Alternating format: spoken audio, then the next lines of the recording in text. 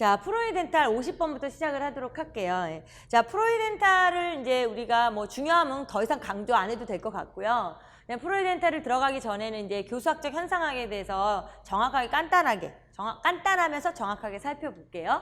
자, 교수학적 현상학이란 본질과 현상의 관계가 교수학습 상황에서 어떻게 획득되는가에 주목을 하는 거예요. 그쵸?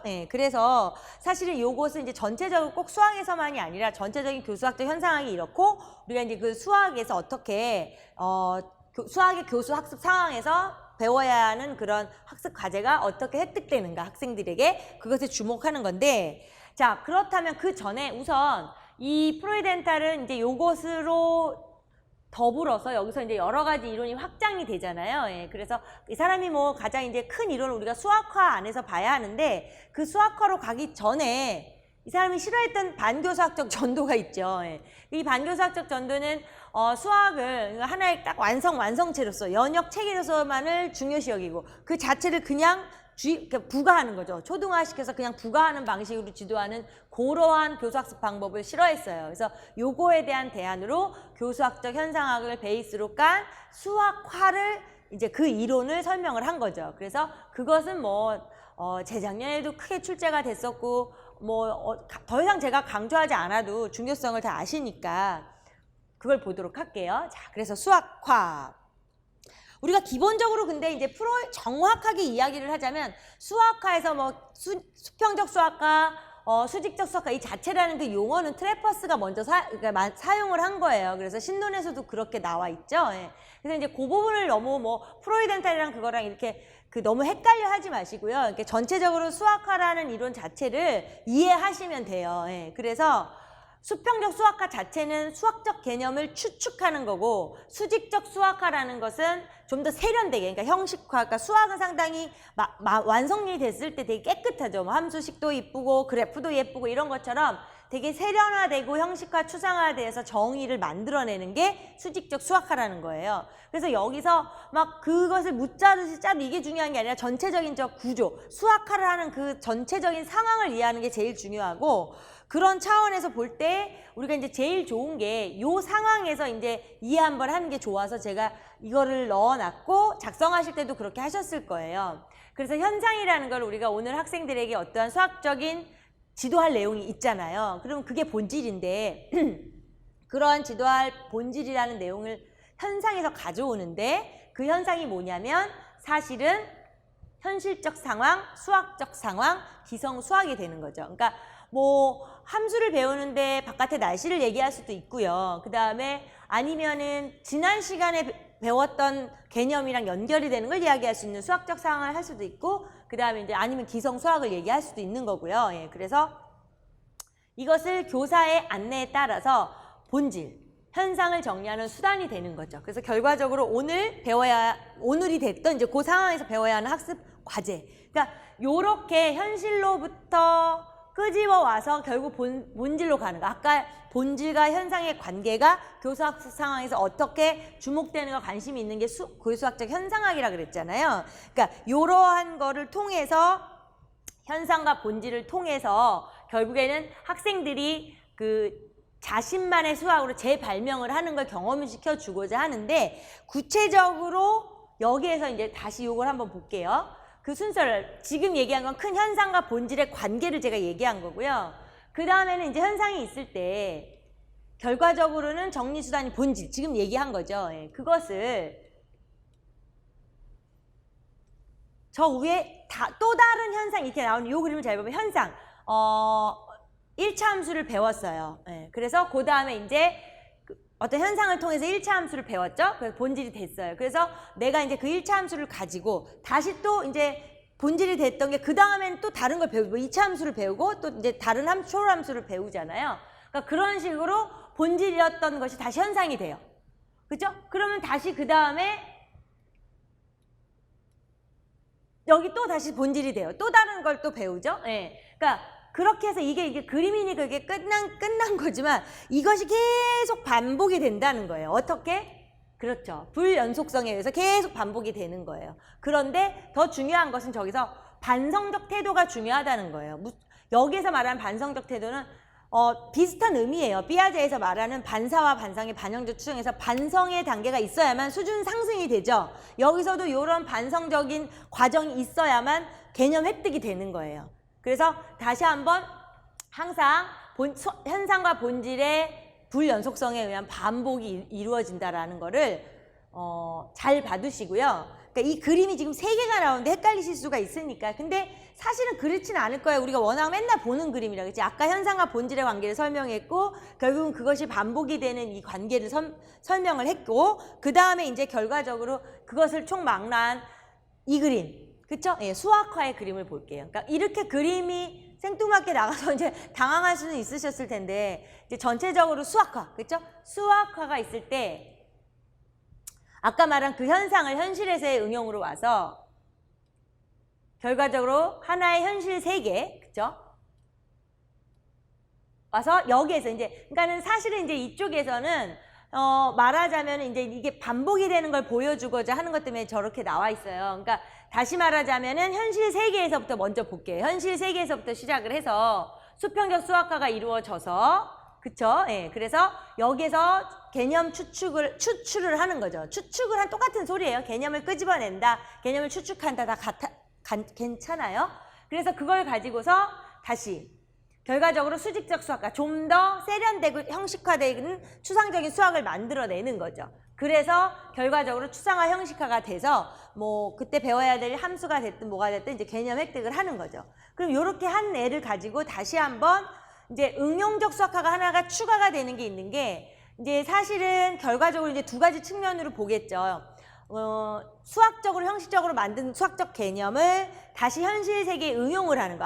그러니까 뭐 그냥 우리 이런 얘기로만 하자 그래도 함수에 관련된 걸 배워서 현실 세계를 통해서 함수를 배웠잖아요. 그러면 그래서 함수를 배운 다음에 그렇다면 다시 이래서 이 함수니까 이것은 결국 현실 세계 속에서 그렇게 저렇게 이렇게 나타내는 것들 다 모두가 함수의 관계가 성립을 하는구나. 이렇게 다시 배울 수 있는 거잖아요. 그러니까 그러한 측면에서 볼 수도 있고요.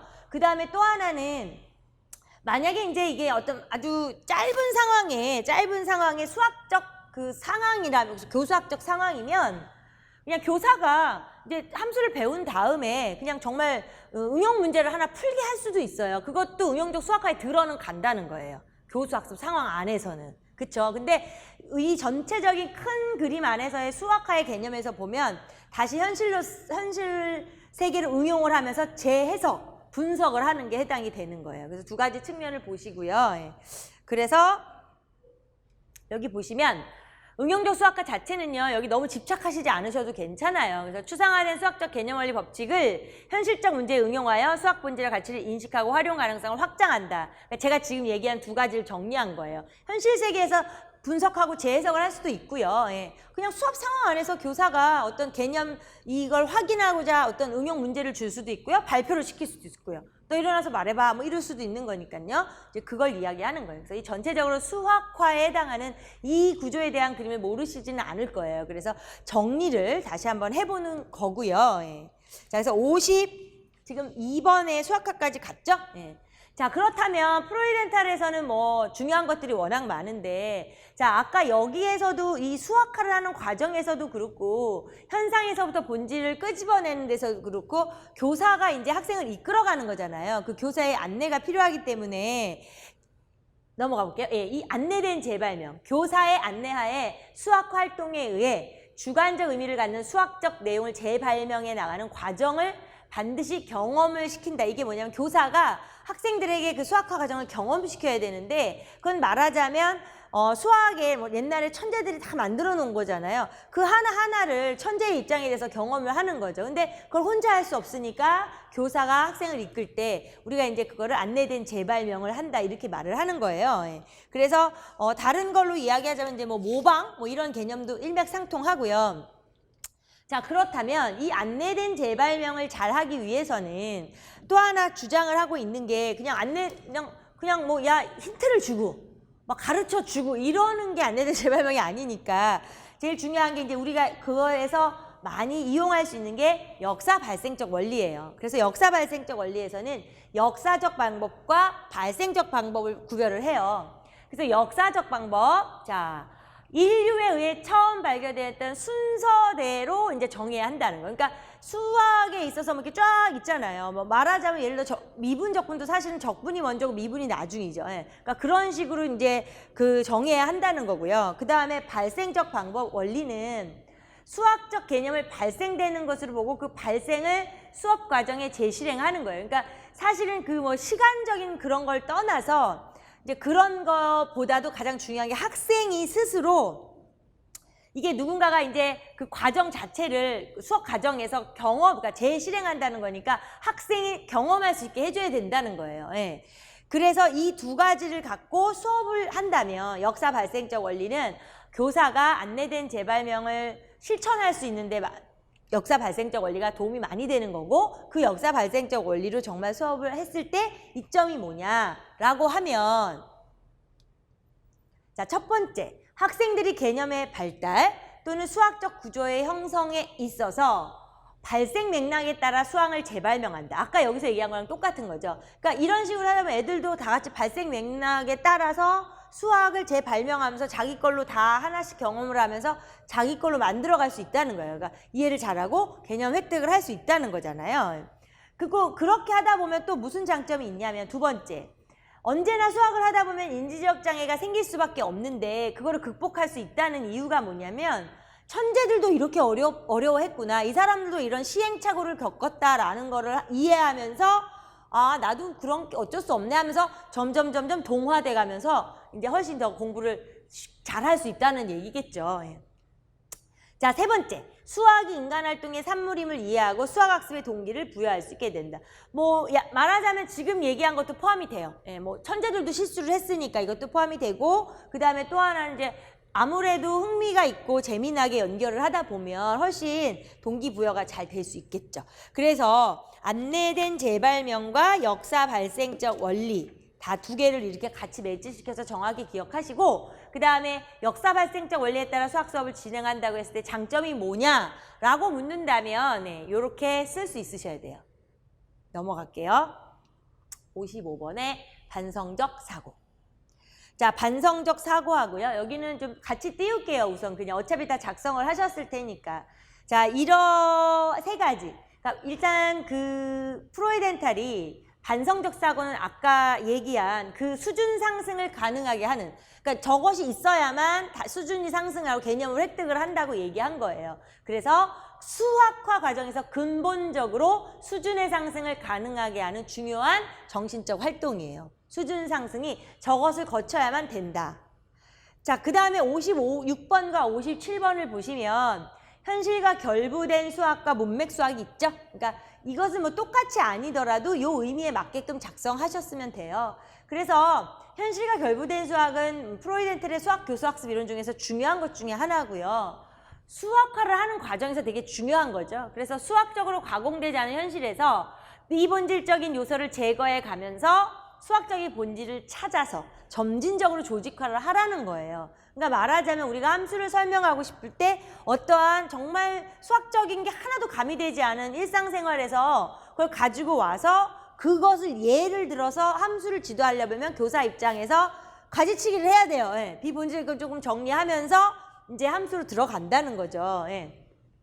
그 다음에 문맥 수학은 이 상황, 이렇게 아까 함수를 지도하려고 수학적으로 가공되지 않은 그러한 것들을 가지고 와서 또 가지치기를 하면서 설명하려는 그런 과정 속에서 뭐 다양한 예도 필요하고 여러 가지 설명이 필요하죠. 그런 걸 하는 데 있어서 문맥 수학은 여기 보시는 것처럼 학생들의 관심과 흥미를 유발할 수 있는 현실적인 풍부한 문맥에서 시작을 해야 된다는 거예요. 그래야만 스스로 자발적인 탐구를 하고 진정한 수학화가 이루어진다는 거예요. 그러니까 약간 현실과 결부된 수학이 살짝 집합이 더 크다라고 생각해요. 훨씬 큰 그림이고 그 안에서 이제 지도를 하는 과정에서 문맥 수학을 학생들이 현실에 맞다라는 게 자꾸 그런 말을 쓰니까 현실 결부된 수학이랑 문맥이랑 헷갈리니까 이제부터 학생들의 관심과 흥미를 유발할 수 있다라는, 그러니까는 저기선 수준도 포함이 돼요. 그러니까 뭐 중학생한테 초월함수를 지도하지는 않잖아요. 관심이 없어요. 내 수준에 어려우면. 그러니까 수준에 맞는 것과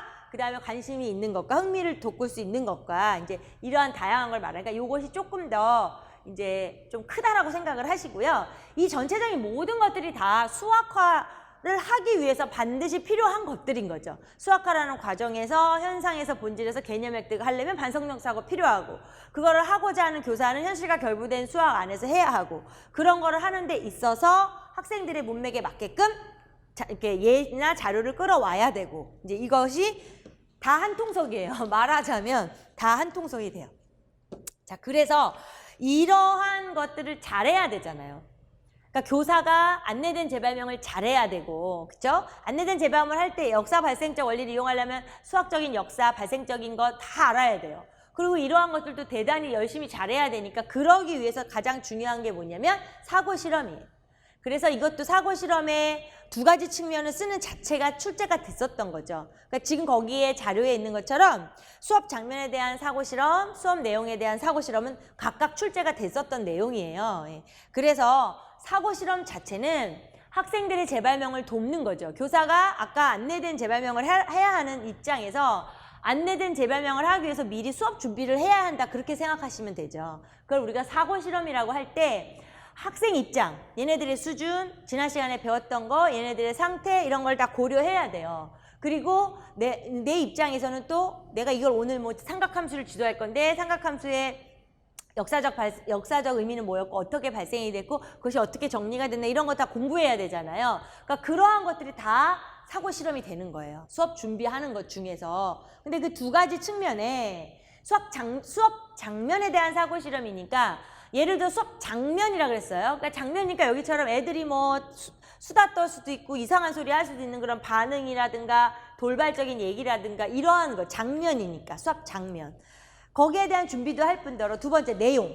수업 내용이에요. 그러니까 수업 내용에 대한 거는 사실 이제 아까 말한 삼각함수야. 내가 어떻게 거기 수학적인 걸 준비해야 하는가, 이런 거죠. 그러니까는 수학자들의 상황, 입장. 아, 그 몇백 년 전이 됐어도 그때 이 사람들이 이렇게 연구를 했구나 하는 거. 그러면서 그 사람의 접근 방법을 이해하고 또 애들에 맞게끔, 아, 내가 애들한테는 이걸 이렇게 설명해야 되겠다라고 하는 그런 걸 연구하는 거죠. 그러니까는 수업 장면 안에 수업 내용이 들어가기는 하는 거지만 수업 장면인 측면과 내용인 측면을 정확히 구분을 해놓는 게 좋을 것 같아요. 그쵸? 자, 이건 뭐냐면 사고 실험이죠. 사고 실험. 그러니까 여기 아까 우리 처음에 50번부터 시작을 해서 58번까지가 프로이덴탈이에요. 그런 거 보면 엄청 중요한 거죠. 예. 그래서 정말 다시 한번 프로이덴탈을 잘 봐두시고요. 이거는 이제 내일 모레 우리가 시험을 보러 가기 위해서 마지막으로 한 줄로 우리가 기존에 알았던 이론을 정리하는 거예요. 그러니까 거기에 맞게끔 압축 정리를 하고 있는 거니까 프로이덴탈을 요렇게 짧게 하기는 그렇지만 그래도 50개에서 58번까지 한 거예요. 그쵸? 예. 그럼 그 다음 반힐로 넘어갈게요.